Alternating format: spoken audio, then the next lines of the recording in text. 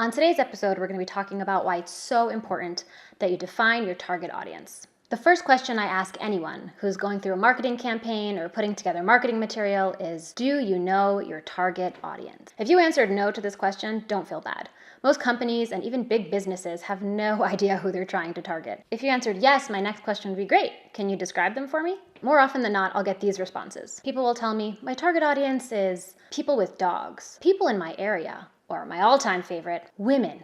If that's how you answered my question, then I hate to break it to you, but you really have no idea who your target audience is. And more often than not, that means that your marketing efforts are probably going to waste. There's this weird misconception people have that the more people that hear about my product or service, the more people are going to want to buy it. I don't know who started this rumor, but it is completely false. You could pitch your product or service to 1,000 people and 0 of them will be interested. Or you could pitch it to 2 people and both of them will want to buy it. Why? Because those 1,000 people weren't your target audience, whereas those 2 people were. So even though you reached 1,000 people, you made 0 sales. And in the second case, you only reached out to 2 people, but you had a 100% success rate. And that, my friends, is the power of marketing to your target audience. Trust me, your marketing campaign is just another loud voice in a very crowded room. So how does knowing your target audience help? Well, there's this incredible psychological phenomenon called the cocktail party effect. What this basically means is that if I'm in a really noisy room, but somebody whispers my name,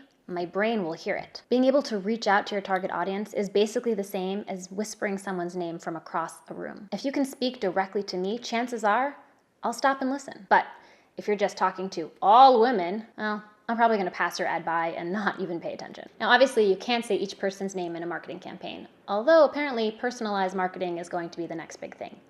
But there are other ways to reach out to your target audience. If you're selling a product or service and your target audience is women, who are these women? Are they young and looking to impress their friends? Or maybe they're mothers who are just looking for some way to entertain their kids for 20 minutes. Or maybe it's a grandmother who's looking for the perfect gift for her granddaughter. Do you see that in each case, the target audience was a woman, but they were each completely different, and the only thing that connected them was their gender. Yet you wouldn't try to sell a product to a working mom in the same way you would to a grandmother, because they're looking for something totally different. Their needs, their wants, their pain points, all completely different. It's the difference between an ad that asks, are you a woman looking for a shirt? Or, are you a young professional on the job hunt looking for the perfect suit for your job interviews? You see how in one, I was trying to appeal to literally every single woman who was looking for a shirt, and in the other, I understood that my customer is a young woman who's going out for interviews and wants to look professional and confident when she goes. If I were to hear the first ad, I'd probably roll my eyes. But the second one would make me stop and think, wait a minute, how did they know? Of course, there will always be people who say, but if I try to target too specifically, I'll end up losing all the other possible customers.